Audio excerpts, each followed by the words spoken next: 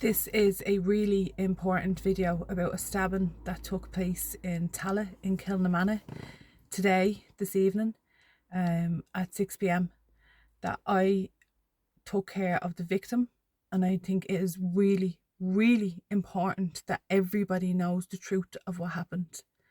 So it was at the roundabout at Parkhill Heights in Kilnamanagh, where you go through the gap to get out to the Lewis there over at Kingswood. And I was driving over to my mother-in-law, and I saw maybe 30 teenage young fellas at the roundabout, 3 or 4 cars parked up, maybe 5 or 6 adults and one particular woman, all shouting.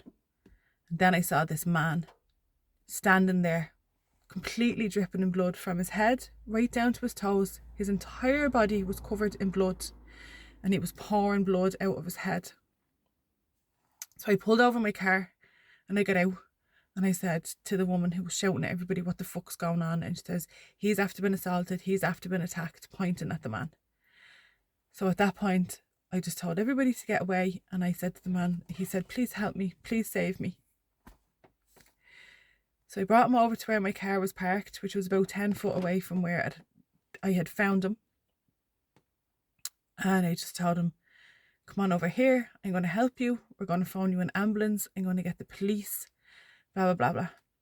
So the young fellas, the teenagers, all kind of 30 of them, kind of dispersed off into Kilnamanagh Green there.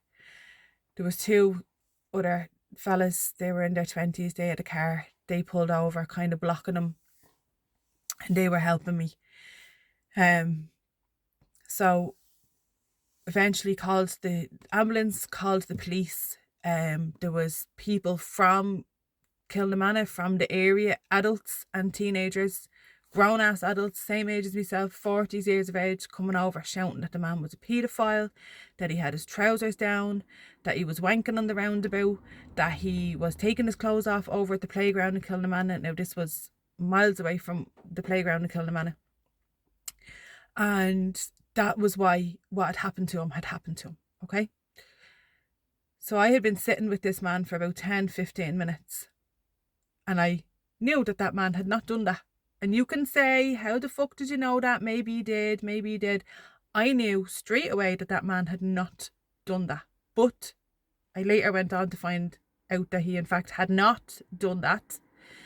And what is really going on where we live at 6 o'clock in broad daylight in our areas. There is a gang that is going around, and they're children. They're fucking children. They're 15, 16 years of age. He was able to tell me about 10 of them attacked him.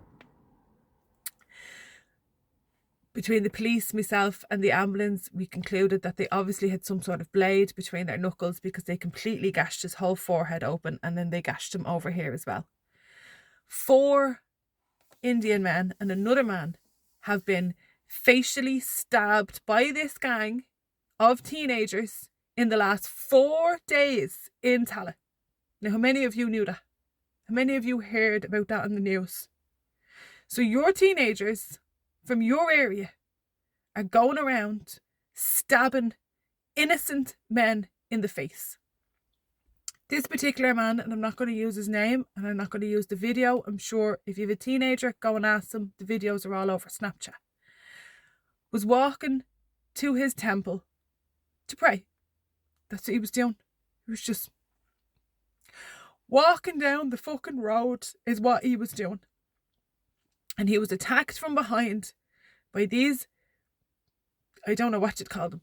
I love animals, so I wouldn't call them animals. By these absolute scumbags. They punched him in the head with what I can only assume was a blade between their knuckles. He went down to the ground. He's badly injured, completely covered in blood. I'm going to guess he's got massive head injuries, because the blood did not stop pouring from his nose the whole hour that I sat with him waiting for an ambulance. An hour. I gave him a blanket out of my car. I gave him a pair of cycling shorts I had in the blue to put some compression on the wound. And the police claim I got gloves. And I sat with him and I told him the whole time that he was going to be okay. And I was so sorry that this had happened to him. They stripped him of his clothes. They took his trousers off him. They took his underwear off him. They took his shoes. They took his phone. They took his bank cards. They took everything. And they left the man literally for fucking dead, to be perfectly honest with you. As much as he was standing, they very, very easily could have killed him with what they done to him. The man gave me his name, his phone number, his address. He told me about his family in India. He told me about why he's in this country. He came here a week ago. He is working for Amazon. He is so highly intelligent and qualified at what he does. India brought him here because there was no Irish person who was capable of doing what he does. He went to one of the most prestigious colleges in India and has one of the highest qualifications in his field. He has a little 11-month-old baby at home and a wife. He was so extremely polite to me the whole time. All he could say was thank you, thank you, thank you. He was so embarrassed. I had given him the blanket to cover himself up. He was so embarrassed. He was visibly shocked, completely shocked. After the ambulance came and the guards left and all the rest of it, he had given me his address and told me he stayed with a friend. He had come to stay with a friend here. And I went to that address and I rang the doorbell of the apartment and nobody answered. And then with that, this little girl came out of the underground car park and was going into the apartments. And I said to her, do you know number such and such? And she said, yeah, that's where I live. And I went, do you have a friend who stays with you called such and such? And she said, yeah, that's my dad's friend. And I said, who's at home? And she said, my mom, my dad, and her sibling. And she brought me up to her apartment. And I had to break this horrific news to these. Really, I can't even begin to describe the nicest family you could possibly meet. They were just horrified. She's a nurse in Crumlin Hospital. The man frantically ran around, getting clothes for his friend, a towel for his friend, food. They thought he was asleep in their spare bedroom. And she sat and she cried at me and told me what an amazingly kind and gentle man he is. I told her what they said and why they had done that to him, and she said there was no way possible. She says, I know this man 20 years. She said he is the most gentle soul ever. She said, I warned him. She said, I told him it's not safe here. Do you hear that? It's not safe here. It's not safe here where we live, in our community, at 6 o'clock in broad fucking daylight on a Saturday. It's not safe here. It is not safe here. There are teenagers going around stabbing people in the face. Innocent people.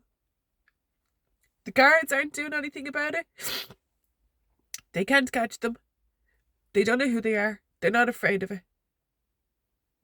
Our own people, our own community, our own friends and neighbours and people you have a drink with down the pub are believing these vicious, disgusting rumours that this gang spreads to justify their behaviours, that this poor innocent man had done some sort of untrue paedophile action, that he hadn't, that this is what the gang does. They spread this rumour to allow the people of the community to justify their actions. And that's the truth. And that is the truth. And, you know, my partner said to me, you've done all you can do now. You know, it's up to his family to take care of him. Like, you know, it's none of our business. And that's what's fucking wrong. Because it is our business. Because my father-in-law walks past exactly where it happened every single day of the week. Every single day of the week he walks there. What if he had been there when that happened? What if one of our own had been there? Who is our own? Who is our own? What do you have to be to qualify? Are we all just these scumbags who go around stabbing people? Is that the community that we're from? Is that who we represent? Are we all white? Are we all Catholic? Like, who are we to make these judgments? To allow these teenagers to destroy innocent people's lives on our streets at 6 o'clock in the evening. It's not safe. But it's not safe because of people who aren't from this country. It's safe because it's unsafe because of our own. Because of our own. It is our own who are stabbing people in the face on a Saturday at 6 o'clock while women walk by with their shopping bags. And it is our own who are spreading completely fucking stupid rumours. The rumours that these and then there's a video on Facebook. No, there's no video. Show me the video. Show me the video. Go to the Garda station with the video. There's no video. There's always a video. But that's part of what this gang does, spreading the rumour. Oh, there's a video, there's a video, there's a video. Do you think that if there was a video, that the person with the video wouldn't have been standing there waiting for the Garda car, saying, here you go, there's what that person did? There's no video. There's no justification. There's no reason. But it has to be fucking stopped. It has to be. Because I have kids. And I have family. And I have people I love in this area. And I can't live where we all just turn away, where we all just believe these poxy rumours, where we all just go with the fucking trend. That man is completely scarred for life. While I was still in the apartment with the family that he's staying with, he was going down for a brain scan. God knows what the results of that are. What did that man do? What did he do? I just want the truth to be out there for everybody who hears the vicious rumour in Kilnamana tonight that that's why that happened, and fuck him. No, you're wrong. You're very, very, very fucking wrong. You have believed a mob mentality. You have believed a rumour that suited the justification of teenagers stabbing people in the face in your city. The real truth needs to be out there. And the real people need to fucking stand up and do something about it. It's awful. And it's not safe. It's not safe for anybody.